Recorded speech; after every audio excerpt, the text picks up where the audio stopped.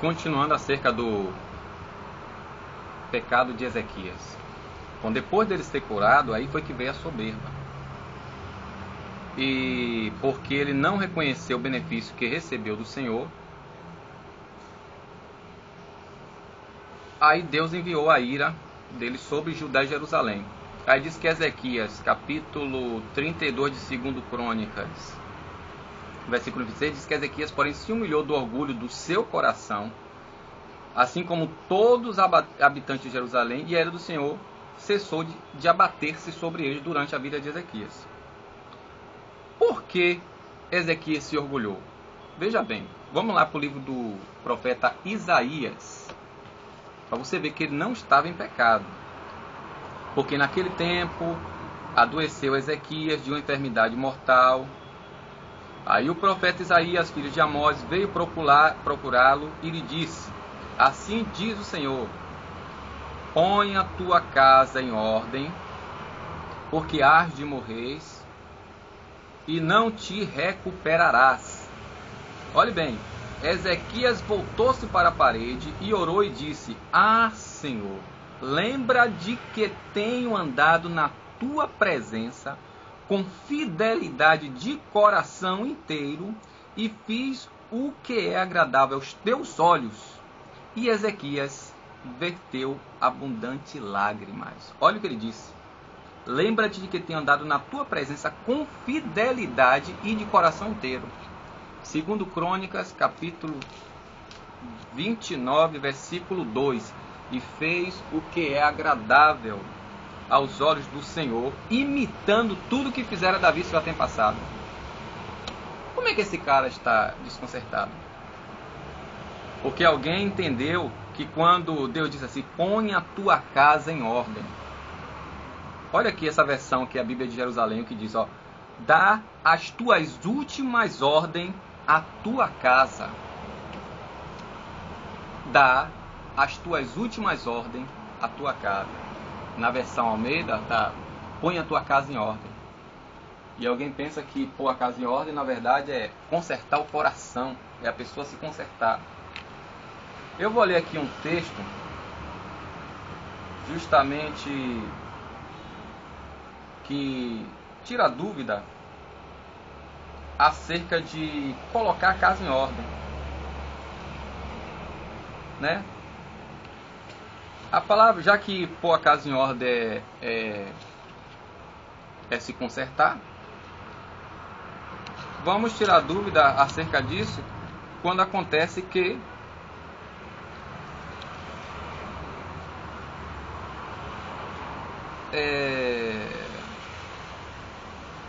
um caso interessante que ocorreu, em que alguém aconselhou Absalão, e do modo que essa pessoa aconselhou Absalão, Davi não escaparia da sua emboscada. Aí o que foi que aconteceu? Deus colocou outra pessoa para confundir Absalão a fim de matá-lo, né?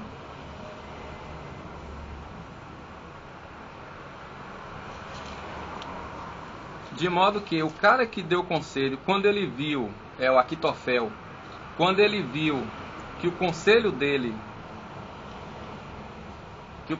não prevaleceu e que Davi ia escapar e que ele ia morrer, ele pegou, pôs em ordem a casa dele e se enforcou.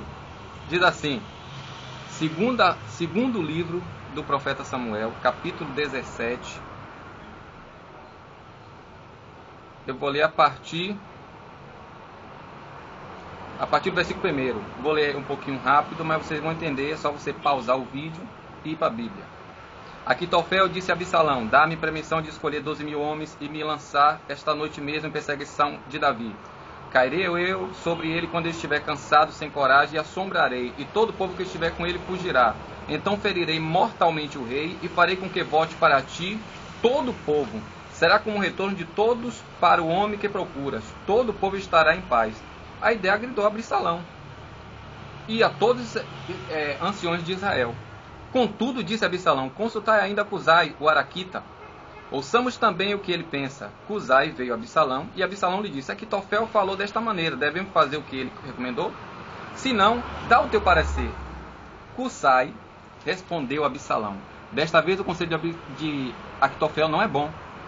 E Cusai prosseguiu: Tu bem sabes que Davi, teu pai, é gente. Teu pai e sua gente são valentes, e estão enfurecidos como fica uma ursa, né? Que lhe tirara a cria. Teu pai é guerreiro e não deixará o exército dormir de noite. Agora mesmo está escondido numa gruta em algum lugar. Se logo no começo houver vítima do nosso lado, se espalhará a notícia de que houve derrota do exército de Absalão. Então até mesmo o valente que tem um coração semelhante a leão perderá a coragem, porque todo Israel sabe que teu pai é bravo e que aqueles que acompanham são também. E portanto conselho que todo Israel, de Dan a Bérseba, se reúna em torno de ti, tão numerosos como o grão de areia do mar, e tu marcharás pessoalmente no combate. Nós os acharemos onde quer que se encontre e cairemos sobre ele, como orvalho sobre a terra, e não deixaremos escapar nem ele nem nenhum que acompanha. E se ele refugiar em alguma cidade de Israel, levará corda para a cidade, e com elas arrastará até a torrente, de modo que não se possa encontrar lá sequer um seixo. Absalão e todos os homens de Israel disseram: o conselho de Cusai, o araquita, é melhor do que Aquitofel. É que o Senhor tinha determinado fazer malograr o engenhoso plano de Aquitofel para fazer cair em desgraça Absalão. Então disse Cusai ao sacerdote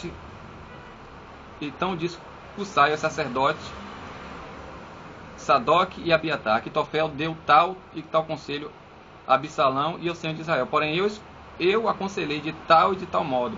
Agora, pois, enviai gentilmente, avisando a Davi: não fique esta noite nos passos do deserto. E mandou ele fugir, né? Então, olha o que diz aqui agora.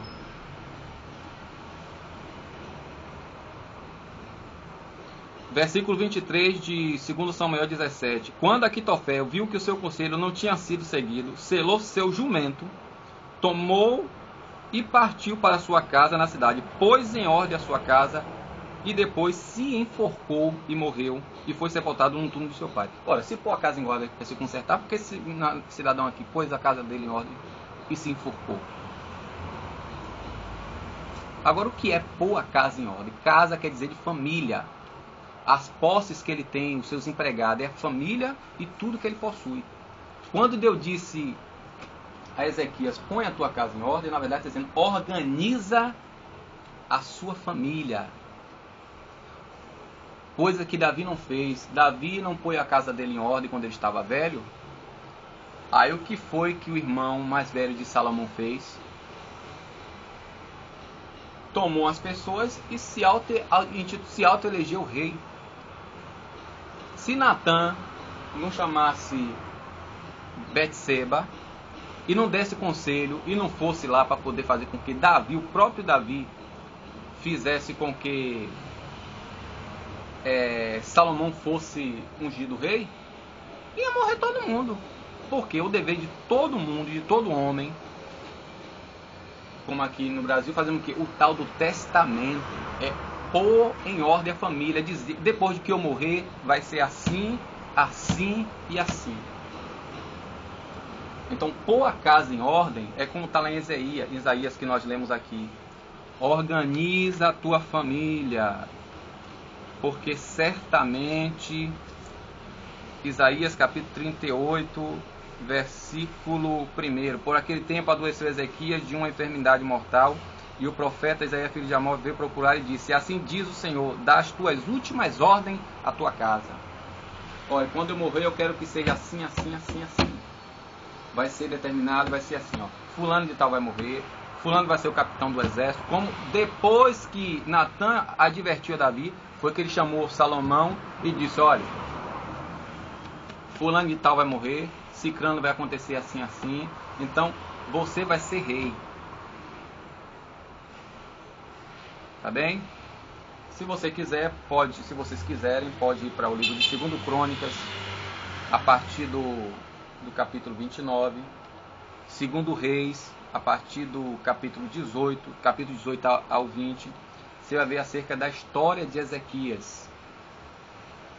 Como foi ele, como ele procedeu, Aí você vai saber que depois de Ezequias ser curado dessa chaga mortal, porque ele disse: Senhor, lembra-te de que eu andei, de como eu andei na tua presença, a ponto de Deus mandar o profeta que estava no batente da porta voltar e dizer: assim diz o meu servo Ezequias. 15 anos, pense bem, um homem desconcertado, Deus falar isso com ele. Como? Então, quando você vai principalmente para o livro de 2 Crônicas, você vai ver capítulo 29, do versículo 3 ao 18, Ezequias abre as portas dos templos e purifica o templo. O segundo feito de Ezequias, a gente vê lá em 2 Crônicas 29, 18 a 29, a ordem de expiação pelo pecado do povo.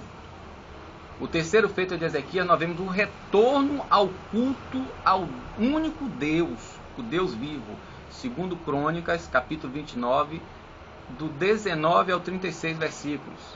Nós podemos ver também ainda em 2 Crônicas 30, o quarto feito de Ezequias, que é o retorno à celebração da Páscoa, que não estava mais sendo celebrada a Páscoa. O quinto feito, que é a reformação do culto, 2 Crônicas capítulo 31, versículo 1. O sexto feito de Ezequias, que é a restauração do clero, dos sacerdotes e levitas, 2 Crônicas 31, do 2 ao 21. Aquela organização que precisava haver conforme descrevera Davi. E a primeira prova foi justamente essa. Quando Senaqueribe, se gabando dos feitos, que já tinha destruído a 10 tribos e meia chamada de Israel, com a capital em Samaria, e agora se achou de querer destruir também Judá, de modo a blasfemar contra o Eterno, o forte de Jacó. Aí se deu de mal. E a segunda prova de Ezequias foi juntamente depois dele fazer toda aquela organização, depois de Deus dar aquele grande livramento, agora se é dele desfrutar, ele pega e morre. Ele queria desfrutar um pouquinho daquilo que Deus usou ele para fazer, né? Como tem muita gente que às vezes não compreende que eles estão ali para fazer um trabalho, mas não é dono daquela obra. Aí não quer abandonar aquela igreja, que Deus está mandando ele para outro lugar, quer ficar ali. Aí vem aquela doença. Aí quando chega no capítulo 38, do versículo 1 ao 8, você vê Isaías amando do Senhor para falar com ele, para ele organizar a família dele. E ele pega e ora e diz aquela oração que é muito linda, quando ele fala com o Senhor. O Senhor podia muito bem dizer a ele que ele ia morrer, porque senão viria um filho chamado Manassés e que ia destruir tudo aquilo que ele fez. Mas quando ele voltou-se para a parede e orou e disse: Senhor, lembra-te de que tenho andado na tua presença com fidelidade e de coração inteiro, e fiz o que é agradável aos teus olhos. E ele chorou amargamente. Então veio a palavra do Senhor, capítulo 38 de Isaías, a partir do versículo 4, veio a palavra do Senhor a Isaías, vai dizer Ezequias: assim diz o Senhor, Deus de teu pai Davi, ouvi a tua oração e vi as tuas lágrimas, acrescentarei 15 anos à tua vida, eu te livrarei, tu e esta cidade, das mãos do rei da Síria, e protegerei esta cidade. Eis o sinal, e aí vai. Então, pôr a casa em ordem é justamente antes da pessoa morrer, fazer um testamento ou dar as ordens: olha, quando eu morrer vai ser assim, assim, assim, assim, e deixando por escrito muito melhor. Que aí não tem, quando for aberto o testamento, alguém dizer que não é, porque está escrito. Entendeu? Então, pôr a casa em ordem é justamente isso. Que você possa ler 2 Crônicas, a partir do capítulo 29, você vai ver a história de Ezequias, para tirar a dúvida acerca disso. 2 Reis, do capítulo 18 ao 20. E que Deus continue iluminando o nosso entendimento para termos o pleno conhecimento da verdade, que é a sua palavra. Amém.